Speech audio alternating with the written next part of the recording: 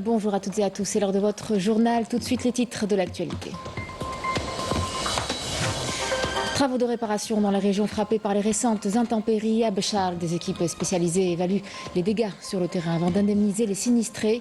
L'Algérienne des eaux travaille sans relâche pour établir l'alimentation en eau potable.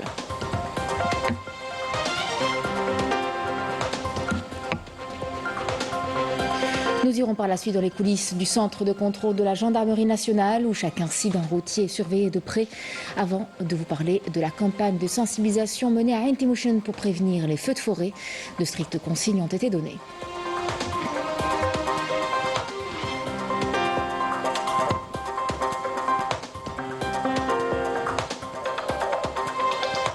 Les déplacés palestiniens ont été à nouveau ciblés par les forces d'occupation sionistes. Un bombardement qui a pris pour cible une école de l'UNRWA, leur servant de refuge dans le camp de Nusayret. L'entité sioniste qui fait fi du droit humanitaire international en toute impunité.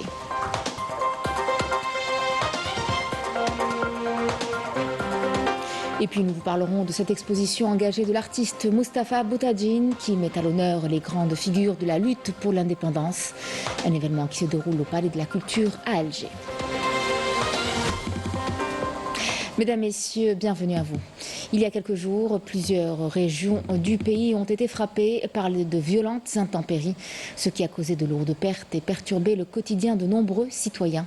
Face à ces difficultés, des équipes spécialisées évaluent les dégâts sur le terrain avant d'indemniser les sinistrés.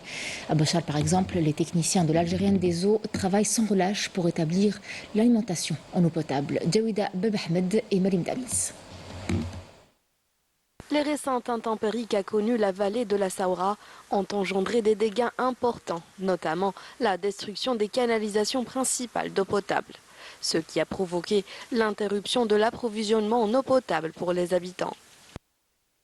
À cause de ces inondations, nous n'avons pas eu d'eau ces derniers jours. Nous remercions l'entreprise nationale qui travaille 24 heures sur 24 pour pouvoir alimenter les habitants de la Daïra d'El Qanatsa en eau potable. Nous avons passé près d'une semaine sans eau et nous souhaitons que cette situation se rétablisse. Pour réparer ces pannes, les équipes de l'Algérienne des eaux à Béchar ont été renforcées par plus de 20 équipes venues de plusieurs wilayas, dotées de tout le matériel nécessaire pour accélérer les interventions sur le terrain. Il y a 5 réseaux d'assainissement. Nous avons pratiquement réparé tous les dégâts. Il ne nous reste que 2 points à réparer. Il y a encore quelques dégâts à traiter au niveau du réseau interne et nous allons réparer toutes les pannes au niveau des quartiers et de la wilaya.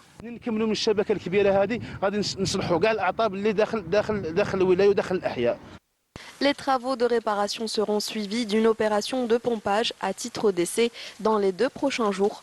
La distribution reprendra dès que l'efficacité des réparations sera confirmée. À Tlemcen, de nombreux projets de centres de stockage de céréales sont en cours de construction. Répartis sur plusieurs localités de la région, ils devront, une fois livrés d'ici quelques mois, répondre aux besoins croissants du pays. Zoom ce midi sur l'unité de stockage de Yermorasen à Ibn Ziyen qui offre une importante capacité de stockage en passant par le traitement de semences. Walid Yousfi. Aussitôt livrés, ces céréales sont immédiatement conservées dans cette unité de stockage implantée à Yermorasen Ibn Ziyen, wilaya de Tlemcen. Il s'agit là d'un des nombreux entrepôts dédiés à cet effet que compte la région avec une capacité de stockage qui avoisine les 400 000 quintaux. Nous avons 2 parties. La première est dédiée au stockage des céréales. La deuxième, quant à elle, est dédiée au traitement des semences. En ce qui concerne le stockage, nous disposons d'une capacité de 400 000 quintaux.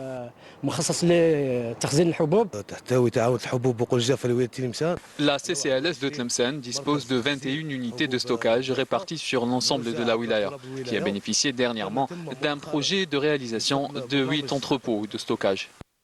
Ces nouveaux entrepôts devront couvrir plusieurs localités de Tlemcen. Leur capacité de stockage est estimée à pas moins d'1 400 000 quintaux.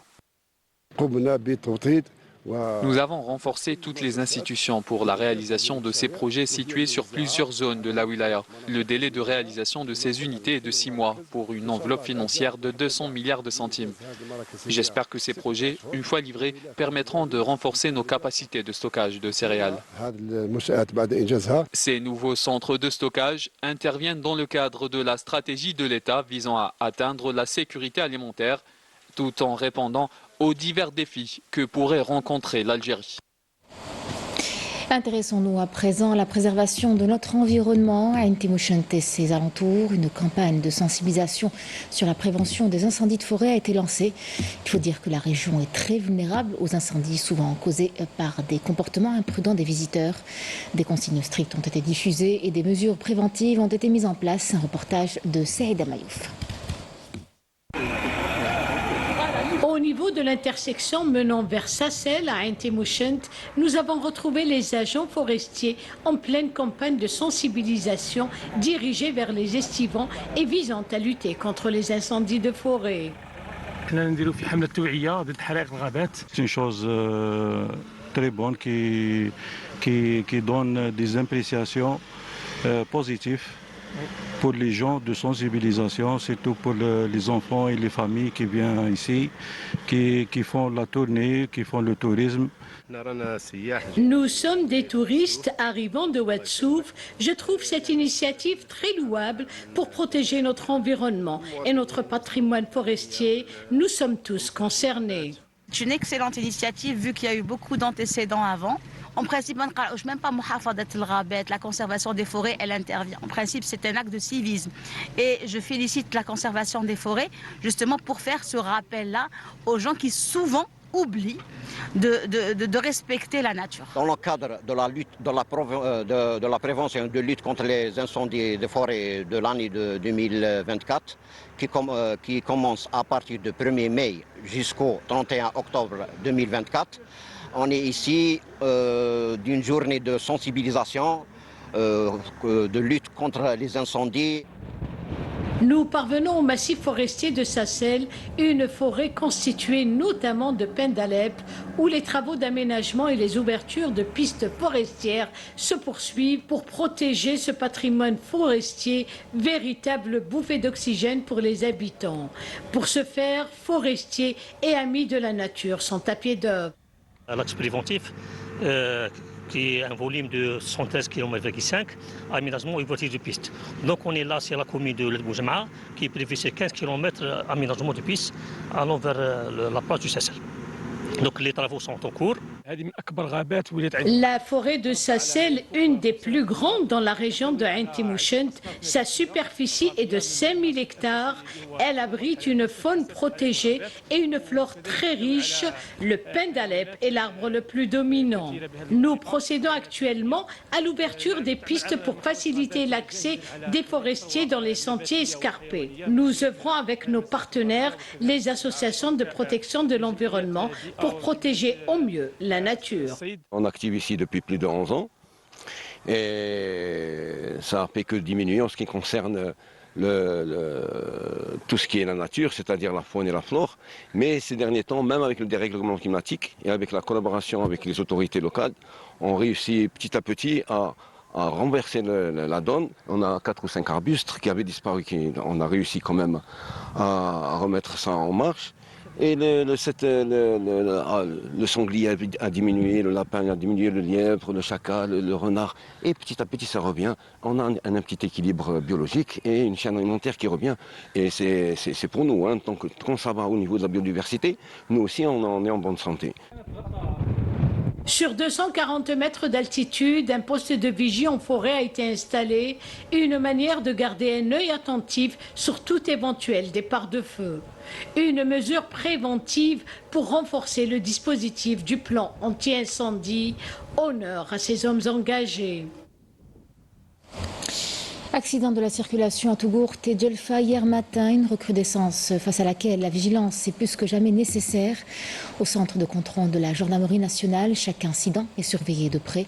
Les agents peuvent ainsi rapidement intervenir pour sécuriser les lieux et faciliter la circulation. Yanis Abdelkassem. Nous sommes ici au niveau du centre de contrôle relevant de la brigade de la gendarmerie nationale. Dans cette salle de télésurveillance, rien n'est laissé au hasard. Ici, chaque axe routier est contrôlé et chaque accident est enregistré pour être signalé. Durant la saison estivale, les routes sont souvent le théâtre de nombreux drames. Pendant les mois de la saison estivale, 1783 accidents de la route ont été enregistrés, causant malheureusement 662 décès et plus de 2800 blessés. Ces accidents tragiques sont hélas principalement dus à des erreurs humaines qui demeurent la cause principale de ce bilan dramatique. Ce matin encore, notre caméra a filmé en direct un appel d'urgence signalant un grave accident à Djelfa qui a coûté la vie à 3 personnes.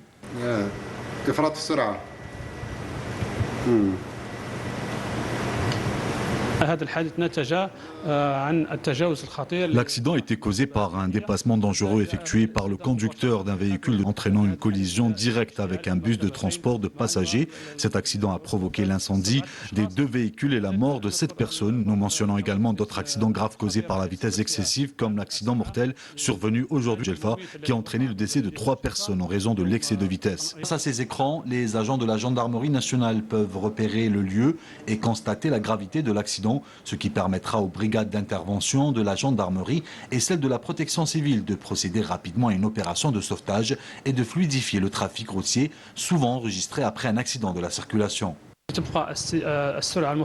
La vitesse excessive reste la principale cause de ces accidents de la route, en plus de certaines manœuvres dangereuses, telles que les dépassements risqués qui contribuent de manière significative aux accidents de la circulation. L'inattention des conducteurs est également devenue une cause majeure d'accidents en raison du non-respect des règles de conduite sécuritaire et du manque de concentration au volant.